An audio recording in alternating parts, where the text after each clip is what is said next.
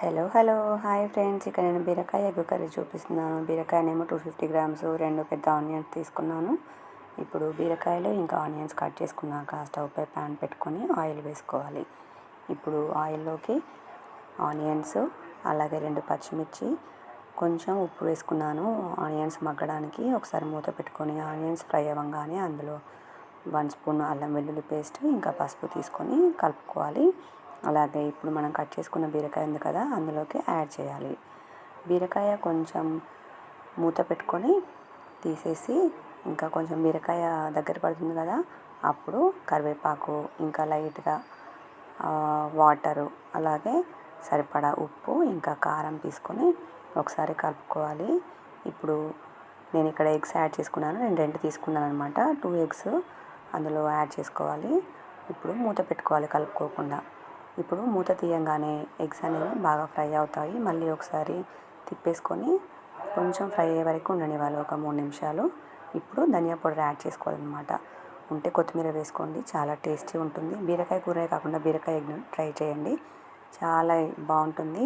మరి ఇలాంటి వంటల కోసం నా ఛానల్ని సబ్స్క్రైబ్ చేసుకోండి friends. Thank you for watching. Please support me, like, share and subscribe my channel. Take care, bye. Hello hi friends, ఇక్కడ నేను బీరకాయ ఎగ్ కర్రీ చూపిస్తున్నాను. బీరకాయనేమో 250 గ్రామ్స్, 2 పెద్ద ఆనియన్స్ తీసుకున్నాను. ఇప్పుడు బీరకాయలు ఇంకా ఆనియన్స్ కట్ చేసుకున్నాక స్టవ్ పై ప్యాన్ పెట్టుకొని ఆయిల్ వేసుకోవాలి. ఇప్పుడు ఆయిల్లోకి ఆనియన్స్, అలాగే 2 పచ్చిమిర్చి, కొంచెం ఉప్పు వేసుకున్నాను ఆనియన్స్ మగ్గడానికి. ఒకసారి మూత పెట్టుకొని ఆనియన్స్ ఫ్రై అవ్వగానే అందులో 1 స్పూన్ అల్లం వెల్లుల్లి పేస్ట్, ఇంకా పసుపు తీసుకొని కలుపుకోవాలి. అలాగే ఇప్పుడు మనం కట్ చేసుకున్న బీరకాయ ఉంది కదా, అందులోకి యాడ్ చేయాలి.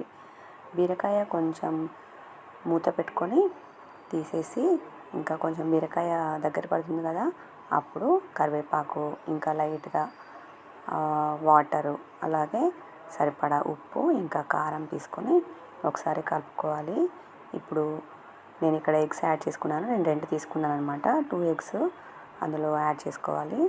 ఇప్పుడు మూత పెట్టుకోవాలి కలుపుకోకుండా. ఇప్పుడు మూత తీయంగానే ఎగ్స్ అనేవి బాగా ఫ్రై అవుతాయి. మళ్ళీ ఒకసారి తిప్పేసుకొని కొంచెం ఫ్రై అయ్యే వరకు ఉండనివ్వాలి, ఒక 3 నిమిషాలు. ఇప్పుడు ధనియా పౌడర్ యాడ్ చేసుకోవాలన్నమాట. ఉంటే కొత్తిమీర వేసుకోండి, చాలా టేస్టీ ఉంటుంది. బీరకాయ కూర కాకుండా బీరకాయ ఎగ్ను ట్రై చేయండి, చాలా బాగుంటుంది. మరి ఇలాంటి వంటల కోసం నా ఛానల్ని సబ్స్క్రైబ్ చేసుకోండి friends. Thank you for watching. Please support me, like, share and subscribe my channel. Take care, bye.